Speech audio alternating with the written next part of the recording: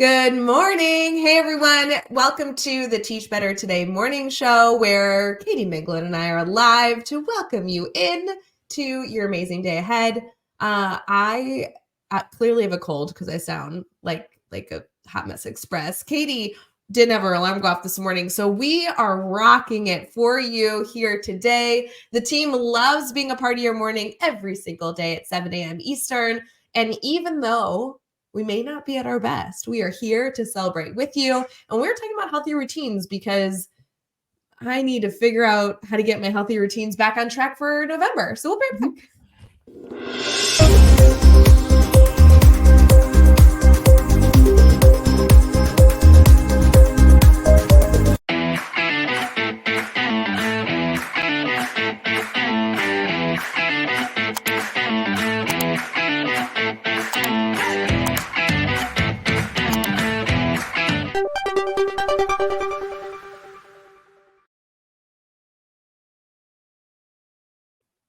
Good morning, everyone. Happy November. I mean, it's a day in November. It's cold. I love this weather. And I sound like a man. How's everyone else? Katie, how are you? I'm driving the struggle bus, but that's okay because I'm here with you now. We have all had instances where our alarm doesn't go off.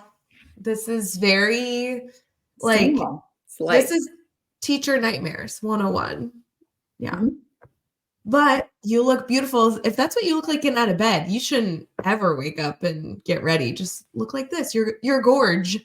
Oh my gosh, thanks. Yeah, I texted Rae this morning, my alarm. I intentionally turned off my alarm. I will admit it. I turned mine off because my husband has his own alarm set, so I expected to hear his. He never set one. So when our kids got up and got ready for school, an hour and a half after our alarms were supposed to go off, that's when we finally woke up. So thankfully, we have a very responsible 8-year-old who identified that there were no adults helping with anyone and came and woke us up. But it just made for a little rough start. I like my quiet in the morning. I think we've talked about this before. Yes. I like the quiet before the chaos, and I didn't get it. And so now I just feel like my whole day is off. So I'm going to have some quiet time later and try to reset before they come home because I was not very pleasant this morning. That's okay. We're going to have a conversation in a little bit during our team talk about making sure we still have those healthy habits, even in November, because I do feel like they've dwindled in October. They're gone in November. And then we all burn ourselves out through the holidays. And then we expect for New Year's to like reset our lives. And so this is our focus for the day. We'll get into that. Do you have coffee? Are you at least drinking a little bit of coffee? Yes. Okay. Shout out to Abby Lyons in the yoga lab for supplying my caffeine. Thank you, Abby. You can't always give her company a shout out unless they're going to be an official sponsor of Teach Better Today. That's the plan. That's what I'm working on. I need someone in the comments to help me with what medicine I should be taking because I clearly have a cold. It's like in my nose and in my throat, like my tonsils are swollen, but like, yeah. So I just need some help. Like, what is the go-to, like over the counter, something that's going to help? Also, my ears are a little clogged. Like nothing is severe, but you can tell like, it's coming. Tomorrow's going to be a good day. Yeah. Here's the thing that I think I love about you is that every time you get sick, it's like clockwork. You wake up, you're not feeling well, and I get a text, what drugs can I take? Every time. And it's like, Rae, my answer will remain the same. I'm a Sudafed person. Oh, Sudafed makes me wonky. Okay, I think that's so interesting because I'm going to say I grew up on it, which is not true, but like I grew up chugging that stuff. I mean, that was like a staple in our house. Like you get a cold, like high school, whatever. Everyone in our house always had Sudafed to like help with the like drying out your nose and whatever. But there's so many people now that I'm an adult who have said like, absolutely not. I'm like a crazy person on it. And I was like, yeah, fascinating because it seems like it's cold medicine, right? Wouldn't you agree? Like cold medicine seems to impact people differently. Like cold medicine is horrible. Yeah, I have definitely like as an adult tried a few tried a few cold medicines and been like, whoa, that was like, I don't like that, how it made my body feel versus when I take, like a Tylenol, I don't have that Right. weird body experience. I think cold medicine is like out to make you feel worse. I'm pretty sure. I think it's just here's my like where I struggle with like cold medicine or like that genre is that I never know what it is that I'm fighting. So if it's like, do I just have a runny nose today? Is it allergies? Is it because it's now 5 below 0? Is it like, I never know. So I'm like, well, what random thing can I take? Right. So if you are someone that seems to have figured out life and how to adult, please let us know. Drop it in the chat. What drugs should Rae Hughart take? I do want to be clear because we're in a community of teachers. I can say this. I know exactly how I'm sick because in my household, I'm the one who never gets sick because everybody in my household is sick every other week, literally every other week. And It's I like, feel like you're sick often. So that's saying a lot. yeah, like my household is always sick. I get sick every like 6 sicknesses that go through Mhm. my house, which is more than I ever was sick before. So, Yeah.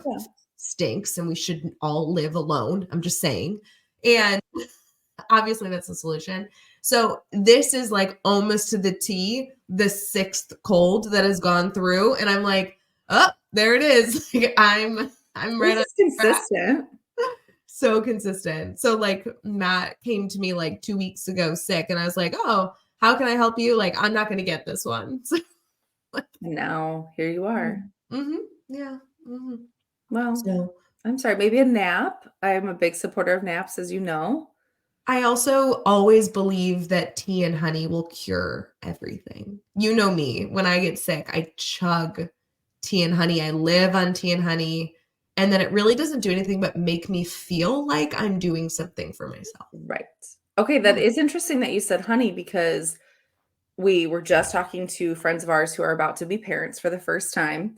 And Ooh. we were like discussing just like things that like you live and learn as parent, like, like 2 in the morning, your kid won't stop coughing. What are the random things you will try?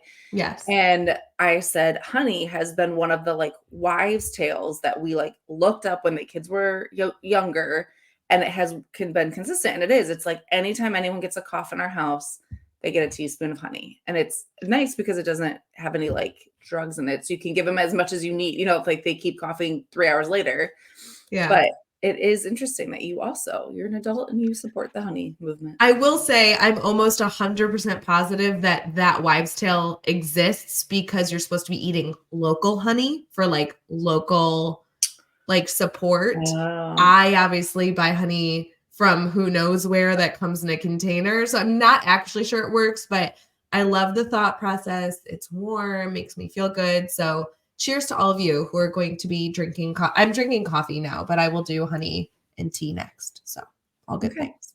We do need to get into our healthy habits conversation because I'm dying to like reinforce these skills. I might actually even take notes during our episode today. So we'll be right back.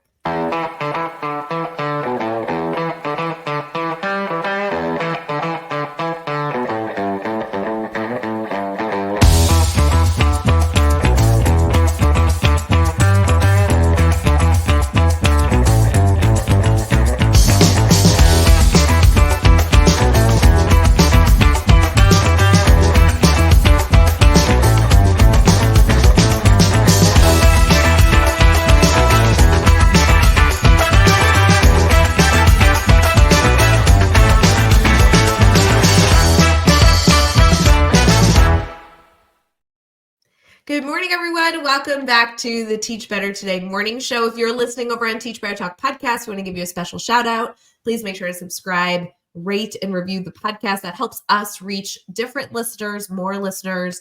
And we love being able to bring new educators into a supportive community. If you're watching on Facebook, YouTube, Twitter, Twitch, or LinkedIn, we appreciate you too. And if you wouldn't even mind sharing this stream with maybe your favorite healthy tip or favorite healthy habit to share and better your own community and connect them with a supportive educational community with the Teach Better team, we appreciate it.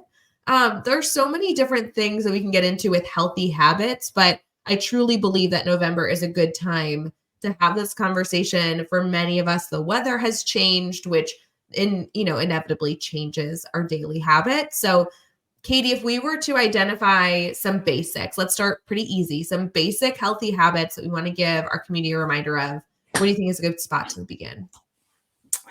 Well, I also want to just note that I think you were in my head yesterday because yesterday I was like, I need to get back on track. Yeah. And then, right. So I think defining what is healthy to you Ooh. is really important. That could be your headspace, that could be what you're consuming, it can be who you're around, or when I say consuming, I mean like eating, but also could be like your social media platforms and things like that. So I Yes. think deciding what in your mind is healthy, like what your plan is important. Wait, so can we begin there? Because I, again, was just working on this also last night. We must have been having this like weird Moment. connection moment. I'm a visual person and I'm not trying to be the lamest human on the planet, but I use Pinterest to help me reset some of these Okay. things. You do too? Yeah. Always. So I make for all those of you who haven't done this, I make a private Pinterest board. So like no one else can see what I'm doing. It's not like I'm creating this public display of who Rae Hughart is.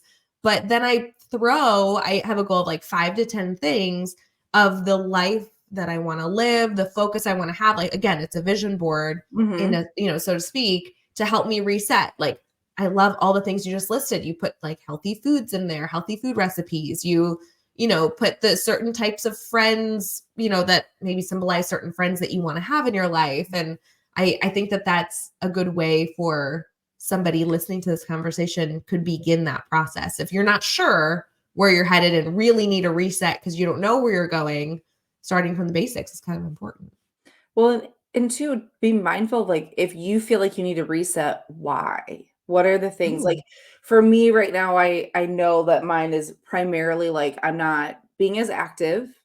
Yes, it's because I'm massively pregnant, but I'm not as active. And then I'm also coupling it with like just eating because of, Halloween and just having like junk in the house. And so I think those two things to me are like my current definition of healthy. But I Yes. also know that like in 3 months, it could be more because I'm on social media too much and I'm not consuming like books or, like I think it can evolve and I think it can change based on like your current status. But yeah, I would say kind of start either whether it's a vision board or create like a list of like what are the things that would help you define like I'm back on a healthy track. And I know I've seen on social media like some of our ambassadors, I follow them and they'll talk through how like back to the gym, haven't been here in a few weeks, or meal planning. And so whatever that looks like for you is really important to kind of take a minute to say, okay, well, if I feel like I'm being unhealthy, what does that mean? What are the things that I'm doing that make me feel unhealthy and how can I change them? Because we know if we look at like you and I were just talking before we got on, like if we look at the first of the year as like our milestone, that list can be so overwhelming and daunting of all the things we want to get back on track. So start small and start just like looking at just a few things. So yes, for me right now, it's like eating. I need to I eat. don't I don't think you and I have discussed this. So, spoiler on the podcast. So, I love this concept and I feel like I've been gaining weight because I'm like not moving as much as I need to, all these things. So one thing which I know you know about, a lot of people here also like have been getting engaging with me on social is like I'm walking every morning now, Mhm. talking to my mom, 5 a.m. walks. It's really, really nice. I also can't believe I'm admitting this. I signed up for a dance class. Like I know, look at your face. No. I know. So Monday nights, I sign up for an hour and a half, and I have a friend that's going with me. And I realize that it's not that I'm like against working out or against like Mhm. forcing movement. I just need mega accountability. So Mhm. the phone call with my mom makes the walk happen. Otherwise, the walk would not happen. Or like the dance class I signed up for, I have a friend that is meeting me there. And I have like the class that I paid for that I have to attend. Like, I Mhm. think that's a part of as you're reflecting on what needs to change, why it needs to change, what's the thing that's actually going to enact the change. And for the two focuses I had, it was like an extreme change. So I needed something that almost didn't fit in my schedule. Like my current schedule has to stay the same because I enjoy it. So now the walk's at 5 a.m. because at 5 a.m. there was nothing on my calendar. Like I'm pushing it like to the extreme. And the dance class, like totally out of the box. I would have never done this before. Yep. But again, an extreme with a ton of accountability. Well, and pick things that you enjoy. Like those are both things you like looked forward to. I'm going to get up and talk to my mom and walk at the same time.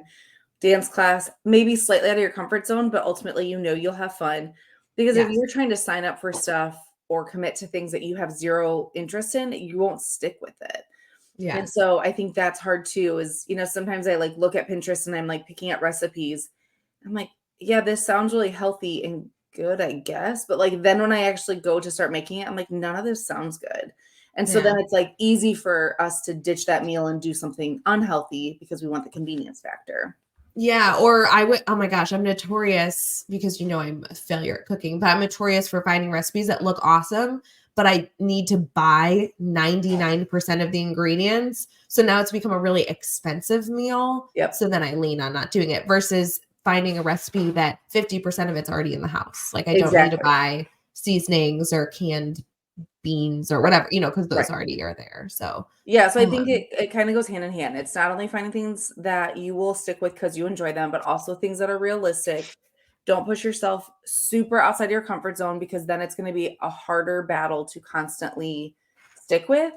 And this can be, I mean, you and I are specifically talking about things that we personally want to work on, but this can go even to your classroom. If you feel like you're maybe in an unhealthy mindset, reevaluate who are you talking to before and after school? Who are you going to for your mentor or your kind of group to get advice?